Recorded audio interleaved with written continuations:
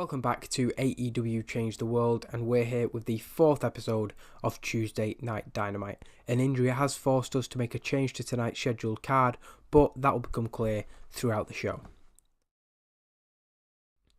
This episode starts slightly differently, with a Being the Elite style segment opening the show, Cody inviting the cameras to witness a summit between the members of the Elite and MJF. The meeting doesn't go to plan, and Cody's attempts to bring everybody together backfires after what seemed to be a promising start. Cody then orders the cameras to stop filming as an argument between Marty Scurll and MJF threatens to become physical. Once again, Marty Scurll is the aggressor in this situation. When the Young Bucks and Kenny Omega try to settle things down, the cameras do eventually stop rolling, bringing an end to the opening segment. We've opened up there with a long backstage segment, but we've established the reason for the cameras being there. I'm going to slowly bring these type of segments in more and more because I think they do strike that balance between pulling back the curtain and giving you the insight as to what's going on backstage, but not in a way where the wrestlers have to pretend there's not a camera there, or sometimes they know the camera's there and sometimes they don't. I don't like that inconsistency, so that's something we're going to avoid by just presenting these as being a fly on the wall, behind the scenes look, but of course the wrestlers are aware they're being filmed, so that will adjust how they act.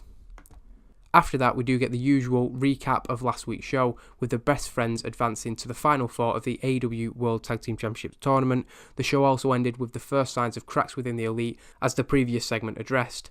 As well as that, Brandy Rhodes announced the next special event, Full House, with a number one contenders match being announced for tonight to the AEW Women's World Championship. However, as I mentioned earlier, the commentators introduced the show, saying that a changes has to be made to that match. Originally, it was going to be Madison Eagles and Yuka Sakazaki, but Brandy Rhodes will have a statement up next.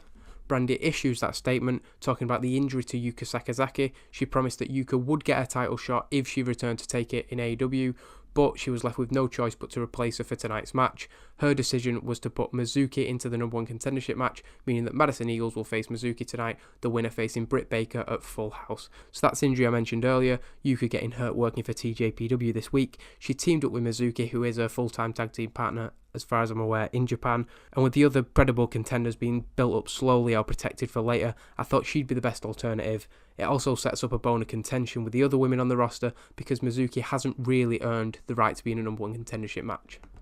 Two people who may have issue with that, Nyla Rose and Heidi Katrina. Nyla Rose making her Tuesday Night Dynamite debut, Heidi Katrina defeated again by pinfall in 8 minutes 53, however she has done better than her opponent again, so again this is more questions on why I'm not pushing Heidi Katrina over some of the people who are doing worse than her but defeating her, so that's something long term I will have to look at and maybe start to formulate the ideas of where we're going to go with Heidi Katrina because she is impressing as far as the women's roster goes. After the match, Nyla Rose stands tall, the commentators just putting over her strength and athleticism and an impressive start to her AEW career. Heading over to the back, Madison Eagles is interviewed about Brandy Rhodes' announcement/statement earlier tonight.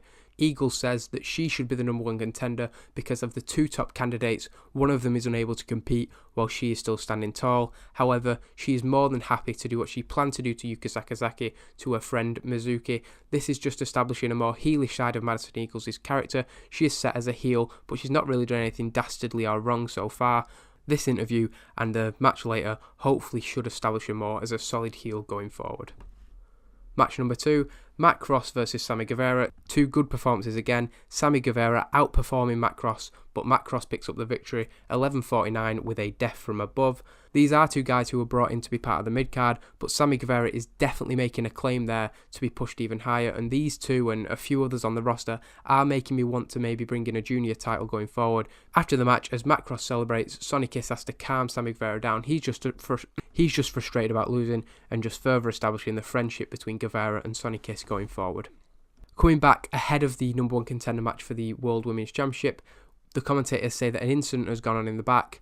Mizuki is seen having been confronted by Ivelisse Velez. This resulted in a disturbance and the cameras rushing to the scene. Velez confronted Mizuki, talking down to her, telling that she doesn't deserve the shot as a result of not competing in a singles match in AEW yet.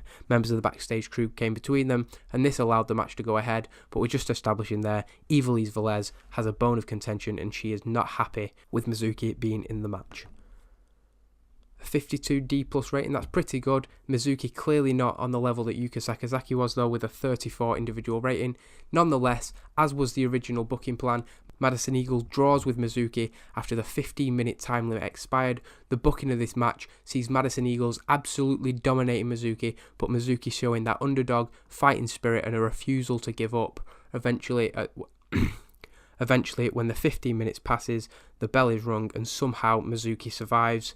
Originally, when Sakazaki was in the match, it was going to be this 15-minute time limit and we were going to build to a triple threat match, because I felt that having two people who were getting high 50 ratings would help mask Britt Baker's poor ratings, but Mizuki probably won't help with that much, so maybe now we need to go forward with a singles match. I'm not yet decided due to the fact we've had to change booking on the fly, so we'll just see what happens. But as the bell rings, the commentators are confused, and that basically brings an end to hour one of the show.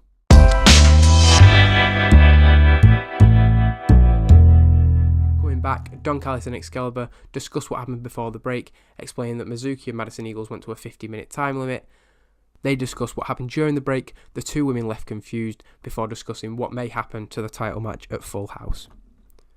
Cody Rhodes is interviewed before Hangman Page's match with MJF. He diplomatically tries to make it clear that everything is fine within the Elite. He's sure Hangman and MJF will prove that after the match when they shake hands and put their issues behind them.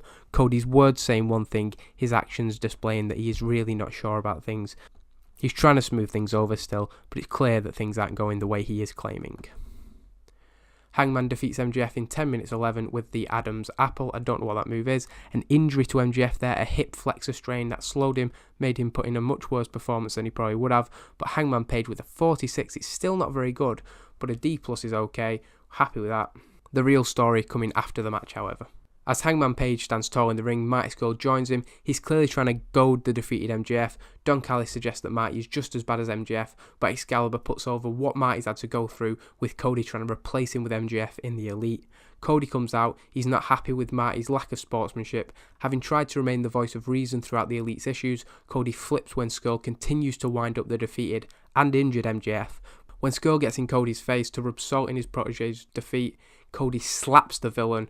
Immediately Cody realises what he's done. He's gone too far. He puts his hands up apologetic. Marty doesn't retaliate, instead letting what Cody did sink in, making it clear though that he'd crossed a line. Marty and Hangman then left the ring, shaking their heads at Cody, disgusted at what he'd do in defence of MJF.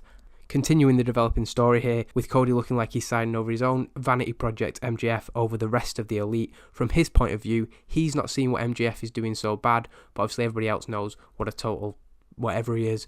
So while Cody has crossed a line, we can see both sides of the argument. It's not so much a heel turn, but more shades of grey, hopefully. We then get a video package recapping the rivalry between Joey Ryan and Chris Jericho. Chris Jericho has got the better of Joey Ryan every step of the way. After that video package, the commentators explain that Joey Ryan is going to respond to Chris Jericho's challenge. When he reaches the bottom of the entranceway, Jericho jumps Joey Ryan from behind with a double club to the top of his spine. He then launches Joey into the ring post shoulder first, then rolls him into the ring. Security are fairly quick to act, but it is too late. Y2J lays his boots into Joey Ryan. Jericho then takes a microphone, telling Joey Ryan that choosing Night Dynamite isn't some stupid YouTube show, and now that they have their own business to focus on, the Elite aren't going to come out and save his ass every time. Unlike Joey Ryan, Jericho says that the Elite have serious careers that they care about, and they've dropped Joey Ryan just as quickly as Chris Jericho did. As Jericho is apprehended by security and led away, he adds that Joey Ryan is an embarrassment to himself and to AEW, and an embarrassment to the history of pro wrestling. Next week, Jericho intends to make an example of him and wipe him out of AEW history for good. The fifth match of the night sees Tessa Blanchard pick over a fairly one-sided, convincing victory over Penelope Ford, a 43 rating there, so not too bad. Penelope Ford is going to be low down on the card because she's not particularly skilled in ring in the game. Tessa Blanchard, on the other hand, is definitely somebody who we are getting behind. After the match, she stands tall. Another impressive victory for Tessa Blanchard. We then get an interview segment with Brandy Rhodes, who is discussing the time limit draw from earlier tonight, as she explains that she'll be in talks with management this week about who will face Britt Baker at Full House. Brandy will be cut off by Marty Scurll, who is joined by Hangman Page. Marty Scurll tells Brandy Rhodes that when she meets the bosses this week for talks, she'd better tell them that at Full House, her husband and his protege MJF will be facing Hangman Page and Marty Scurll. Of course, whether that match can go ahead now with MJF's injury, we will have to see after the show. Moving on to the main event in the AEW World Tag Team Championship Tournament, Lucha Bros become the fourth and final team to make it to the semi-finals, defeating LAX in 14 minutes 24. We went all out, a show-stealing match. Rey Fénix and Pentagon doing much better than their opponents, so that's definitely the right decision to put them through, as well as them being full-time members of the roster, but nonetheless, that is a good win for the Lucha Bros and a good match to main event Tuesday Night Dynamite. After the match, Fénix and Pentagon stand tall in the ring. The commentators put over that there are 4 teams now left in the AEW World Tag Team Championship Tournament: Pentagon and Fénix, the Best Friends, the Young Bucks, and So-Called Uncensored, Christopher Daniels and Frankie Kazarian. That's episode number 4 of Tuesday Night Dynamite in the bag, a 62 C rating, increasing our popularity in 19 regions. That also fulfills our broadcaster requirements. While there wasn't much movement when it comes to the number 1 contender to the AEW Women's World Championship match, we did find out that the Lucha Bros are the final team in the semi-finals of the World Tag Team Championship Tournament. Next week, Chris Jericho will make his Tuesday Night Dynamite debut against Joey Ryan in the main event. And with just 3 weeks until Full House, we should see some movement when it comes to the AEW Men's World Championship and Kenny Omega's contender at that event.